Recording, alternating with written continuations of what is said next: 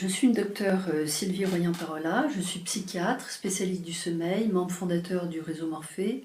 J'ai eu la chance au cours de ma carrière de m'intéresser au sommeil et d'être une des pionnières dans le domaine et de participer à la mise en place et la découverte de cette médecine du sommeil. Le sommeil dépend de notre environnement et de nos habitudes, mais il y a vraiment un moment où le sommeil a complètement changé dans sa structuration. C'est au moment de la découverte de l'électricité et notamment de l'ampoule électrique qui est venue éclairer nos soirées et nos nuits. Depuis, on s'occupe beaucoup plus le soir et on peut éventuellement travailler la nuit avec le travail de nuit et toutes les conséquences que cela veut dire. Un autre moment clé a été la découverte et le développement de cet outil merveilleux qui est le téléphone portable.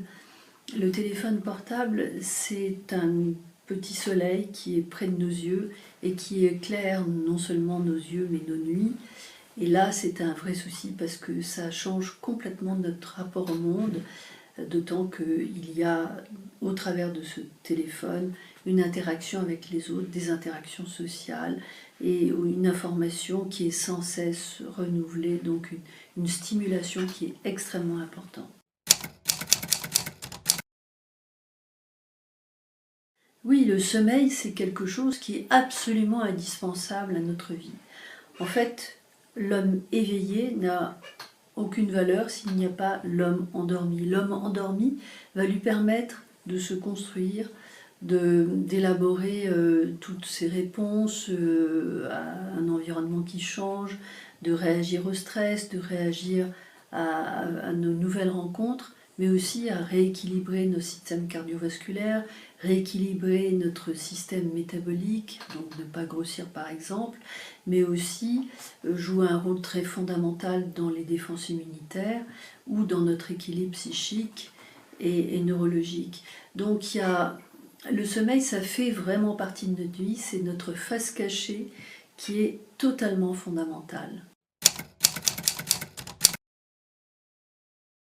Ne pas dormir est une épreuve épouvantable.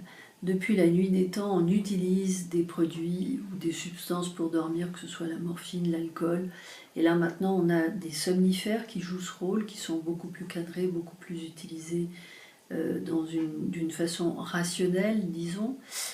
Ceci étant, ce ne sont pas les traitements à long terme de l'insomnie. C'est-à-dire que quand on dort mal toutes les nuits, ils vont pouvoir être utilisés de temps en temps, mais sûrement pas tout le temps, parce qu'il peut y avoir des effets d'épuisement du produit par une accoutumance.